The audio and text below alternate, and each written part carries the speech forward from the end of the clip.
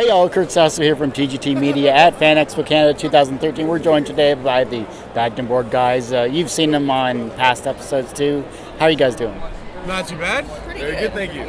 See, I'm going to have to start panning back and forth because we're like split into... I'm going to get James and both shots either way, so it's just like, bam. Yeah. Well, we could all just be like, hello. We're all just a group. Well, let's ask the question here. Obviously, when it comes down to it, everyone has that one inspirational person that kind of set them on their path to where they are. Who are they for you? We'll go left to right. For me, it's actually the guy that does PvP. Because it was a comic I discovered by accident. I was reading a bunch of bad webcomics, and then his was just like a little bit different, and then he just kind of set me off. I sent him an email, and I was just like, hey, Scott, I really like your strip.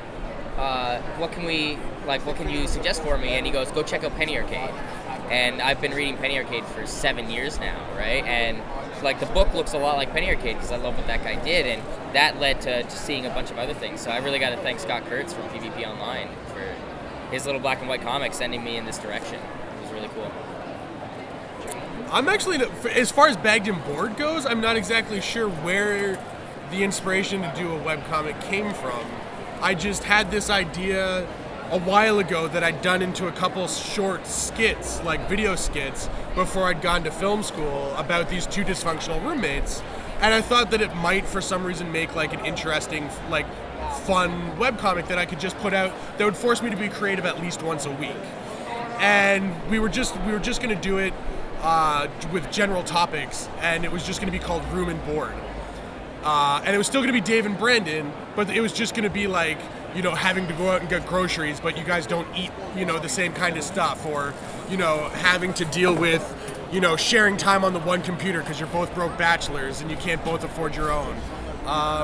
But then as we started to come up with the idea of not just hosting it ourselves, but turning it into content for a pre-existing website, we started to think more in terms of who we had contact with and what kind of niche we could fit into. Because once you start to publish long enough, you need to have a niche of the sort of people that come in. You can't just be like, it's for everyone, you know, and just hope that somebody cares. So we just naturally focused on like geek culture and comic books and the industry and fandom and stuff, because that's life as far as we're concerned. So we just kind of started molding it a little bit more, and they're still roommates, but you know, now they're constantly commenting on what's happening in comics. James said everything. So, I mean, to be honest, I gotta agree with James. I'm the colorist for Bagden Board, so I don't really know what my inspiration would be. I mean, I'm doing a whole bunch of different things. Pardon me? Rumpelstiltskin. You spin my straw into gold. But that's your job here. Well, it's a good team because, I mean, last year at Fan Expo, I was here with a short story, and these guys, I mean, I've known them forever, but, you know, they were like, you know what, maybe you should start coloring for us. So I jumped in on, you know, episode 56 or 57. 57. So, I mean, I am an illustrator, so I've never really strictly done color before, so I can't say there is really any specific inspiration. My inspiration is to make it look good. Better than what I was to Make it more gooder. Better at best. As good as it can look, so that people's eyes can't help but look at it. And, you know, we've been able to accomplish that, because everyone who walks by, they turn this way, and then that's when we say, buy it! You've really elevated it though, like the material, like when we first started doing it, it's largely, you can see the progression of the book, it's largely flatter colors when Zach's doing it, because he's so pressed for time, he's like, I already drew it, like just get it done and over with quick. But then you come in and you're like, your only concern is making the colors pop. And the experimental stuff that you do where you're like, I don't know if you guys will like it this week because I tried this new thing, and we're just like, none of us would have ever come up with that ourselves, and you keep apologizing for it. Well, we started with notes. I would send Dave notes about like, oh, this needs to kind of look like this, and I just stopped doing that because the stuff he would just do on his own was so much better. You know what I mean? Like, I'd just be like, hey man, I need it to look like this because this is the way I visualize it, and then there was a week where I just do whatever, and then we just never stopped because your whatever was better than my notes. So yeah, I mean, it worked out. It's overall, yeah, I think we got a good team going here because we were all on the same page, which is a good thing. So, like Zach said, we still communicate, of course, but we don't even need to because we're just like psychically linked with this book. I don't think anyone views it as their thing either. It's everyone's thing. Yeah, no, absolutely. That. And like nobody treads on anyone. Like even if we get notes back that are like, hey, could you just change this a bit, or like this was actually supposed to look like this. Can we draw that instead? Like nobody goes like, who are you to tell me what? It's always just Stop like, messing up my shit. It's always like, hey guys, let's make a comic strip. Yeah. It's never like, no. and you know what? It makes it enjoyable every week. It makes it something to look forward to. Because when I first started, I wasn't like that. I was more, Give me instructions. What is my job? Okay, what color is this guy? I'm sorry. Oh my goodness. Apologies. Please, sir. You know what I mean? Like, I didn't know exactly what I should be doing, and I didn't want to step on anyone's toes. And I was like, can we do this? And I'd be afraid. I mean, these guys are my friends, but I was still afraid to kind of like chime in because they pulled me in halfway through. And I'm like, maybe it's not my place to say anything. And then eventually I was just like, you know what? Screw that. I'm going to say what I want, and they're cool with it, so it's great. Which is funny because from day one, like, Dave came in and started coloring on episode 57. And episode 57, Zach changed the copyright of the strip. It was no longer Zach and James, it was Zach, James, and Dave. It now belonged to all of us. And we kept trying to drill that into Dave's head, but he was like, no, like, what do I do? Give me instruction. What is my job, guys? Well, Like, please direct me. And now he just goes nuts. It's Well, great. I think the other thing too is that we didn't make a point of illustrating that it was only a few people's at the start in the book. We like illustrate that it's everyone's book. Yeah. Like everyone had a part in the book, so it's everyone's. There's no point where it's Absolutely. like these strips were only Dave and these ones were without him. Like it was always like, no, this is everyone's now. Like it wasn't it's not a picky like who owns this thing. It's not a picky. No, absolutely. It's not a Mega Tokyo. It's one of those like, let's keep making comic strips, and I think that will hold true for a long time as long as one of us doesn't get hungry. And you know what? It like I said, it's all about fun, and it comes out in the book. I find too. Like it's just every week these guys send me. He writes the script. It goes to Zach, and then I get the image, and I'm laughing because I know what's going on already, and then I read it, and then I'm laughing even more because the letter's going afterwards. But whatever I get first, it makes me laugh. It doesn't matter if it's the illustrations, if it's the writing, and it comes out in the book. We're having fun, and hopefully people are having fun with it. Well, that's what Zach and I said when we started it. We were like, we'll put it out every week, we'll work on it over the weekend, post on Mondays for as long as it continues to be fun. As soon as it starts feeling like work, we're done. And 2 years later, Yeah, it hasn't felt like work yet. I think that's really important. I think if we got into a place where I was like, strip's got to come out, there's 1,000 people need to see this thing, I'm going to get an email if I don't. Like, I think that's probably the point where I go like, well, does it pay? Yeah. Like I don't care if it pays right now. I don't care if it's. I Yeah. care if it's a fun thing to do, and if somebody else enjoys it. Like I think my favorite email ever was the one we woman got from Tennessee- Colorado or wherever. No, Tennessee. And she's like, I live in a small town of 1,000 people, and they've never even heard of a comic book shop, and this is my only connection to the comics world. And I was just like, that's amazing. That's the reason I'll keep making. As long as you And read we this, were I'll like, make wait, this. what? How? Why? What? Yeah, and she found it on But Twitter like by she accident. wrote like this really nice blog post about how much she loved Bagged and Board, and we were like, who is this lady? Like she lives in Tennessee. Like we had no way of ever connecting with her. Like she's not a friend of a friend of a friend. Like we have no idea how she found out about this trip, but it was so cool to see that. Like it was awesome. It was secretly just James' mom. No, it's David. He crossed games, and that's his. He's blog like, oh man, profile." Zach's so grumpy today. Oh man. Did that answer the question? Yeah, we went off on a tangent, sort of. Fuck if I know. Sure, yes. Started with inspiration. Yeah, and then Turned into just life. Well, that girl's an inspiration. There you go. There you go. There's our Full circle. There you Thank go.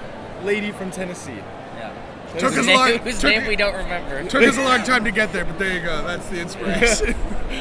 I hate to ask this next question. Oh God. I have to be at the Dark Horse booth at 11. Do you think we get? Is that the next question? Because I'm going to say yes, No. so we'll make that one short. Obviously 100 pages. You got the book out. It's been a great success. Do you guys consider yourselves successful? Yeah, because I think we achieved the goal of the strip. I think if I was looking at it in a way where like, are we a successful business? I don't think we could ever acknowledge that as a success then, because this isn't a business decision. This is a It's fun, not a money-making venture. It's a fun, artful decision, and like this is like if we went any other way with it, I don't think I could ever be successful with this trip. I think the only way it is successful is if we do the things we talked about. If we always like stick to like let's have fun with this, and let's make fun of Rob Liefeld.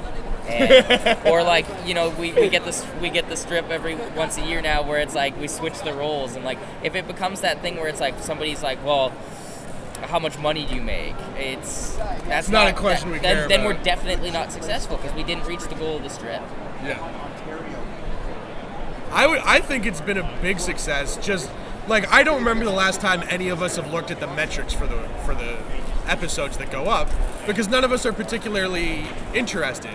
If 50 people read it or 5,000 people read it, we're just going to keep doing it as long as it's fun.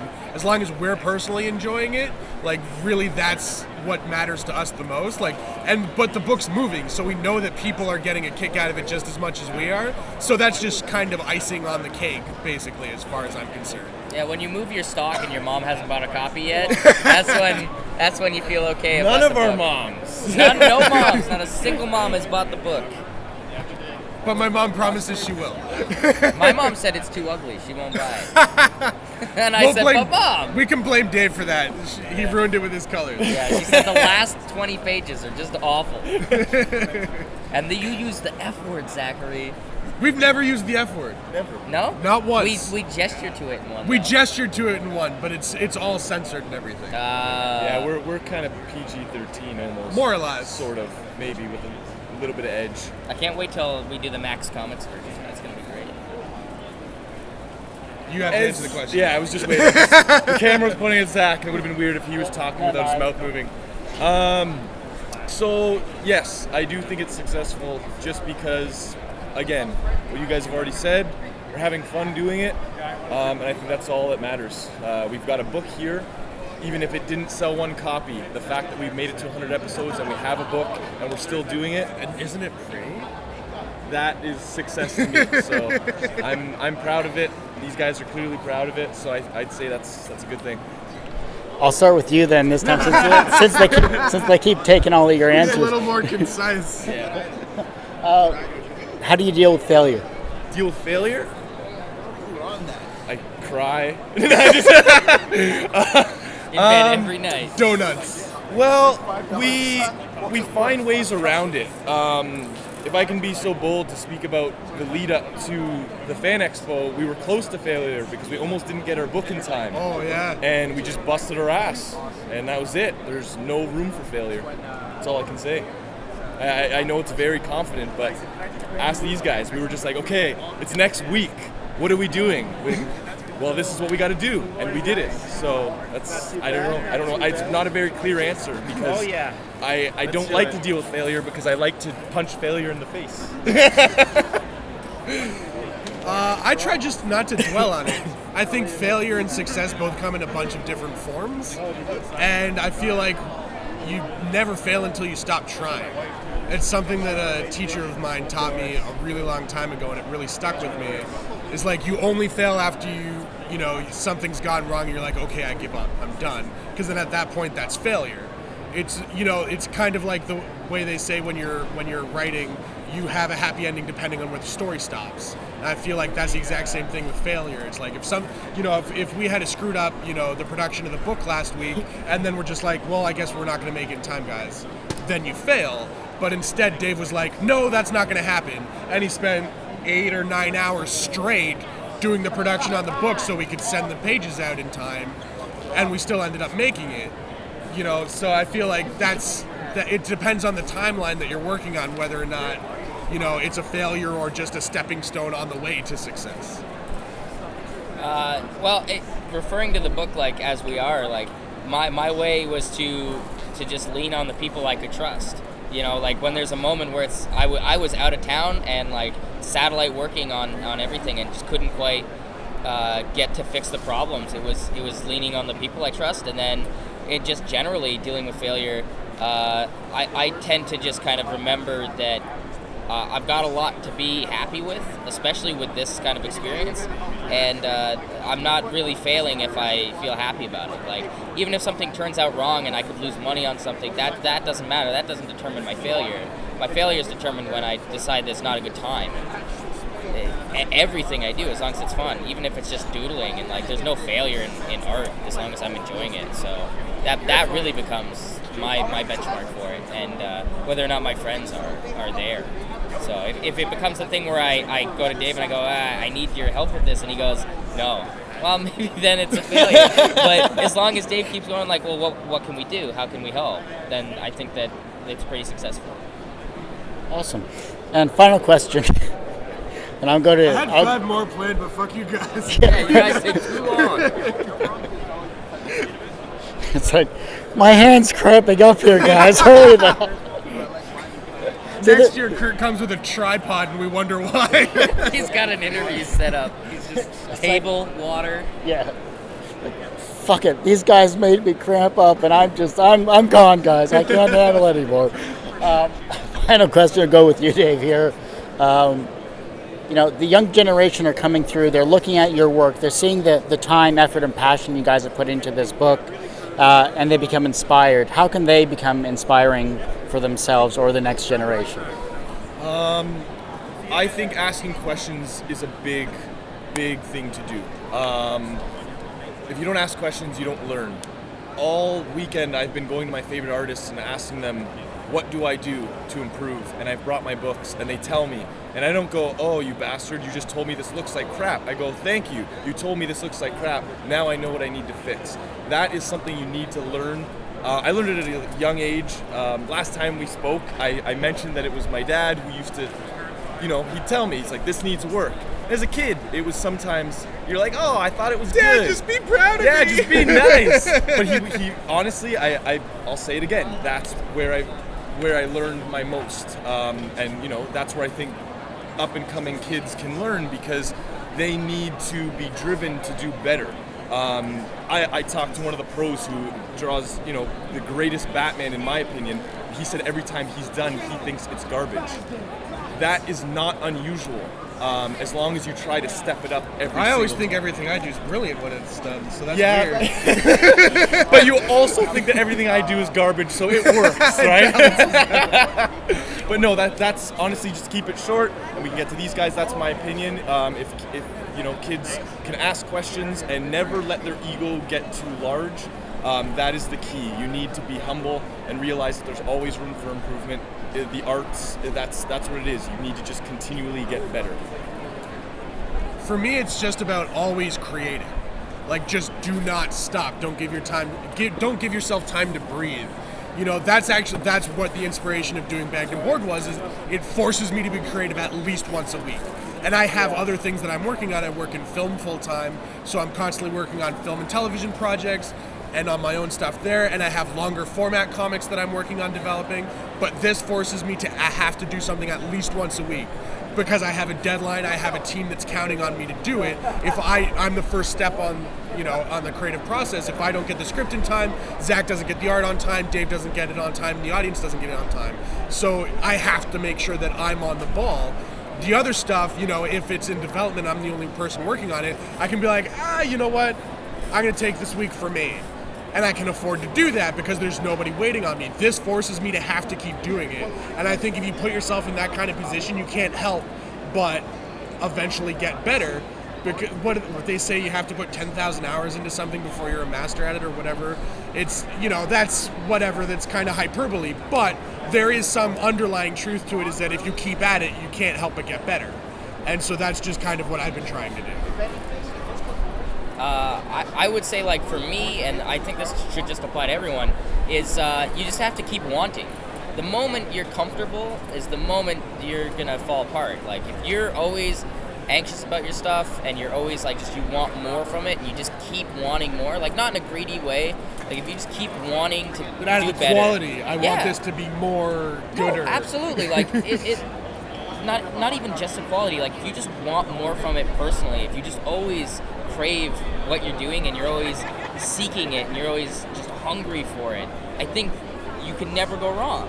Yeah. Even if it's a mistake, then it's a mistake that you eat, you stay hungry, and you keep going. Like, if the moment you're like, you know what, I made it. This is great. That's the moment you start to decline, and I'm a genius. This is perfect. Well, we put a book out. Now all I want to do is make another book. You know, like the moment I say like that's the last book, I'm done with it now. Like it's the moment that it starts being relevant. That's the moment that people don't want it. So I think that's probably the most important bit of advice that I seek for myself. And like Dave was saying, like if you don't ask your idols like what you can get from them, then maybe they shouldn't be idols. You know, maybe you should find something else to watch or look at. Like the moment they start being the people that can't inspire you, you need to find more inspiration. And if you're not inspired, seek it out. That's super important, I think, especially if you're visually creative. And I think from the writing standpoint, I think words are the most important thing to see.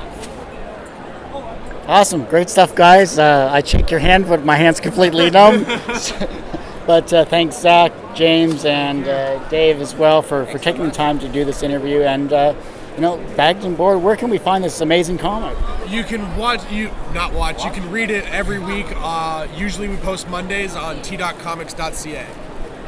Great stuff, guys. Thank you so much, and I hope you guys have a great last day. Have a good one. Thank you.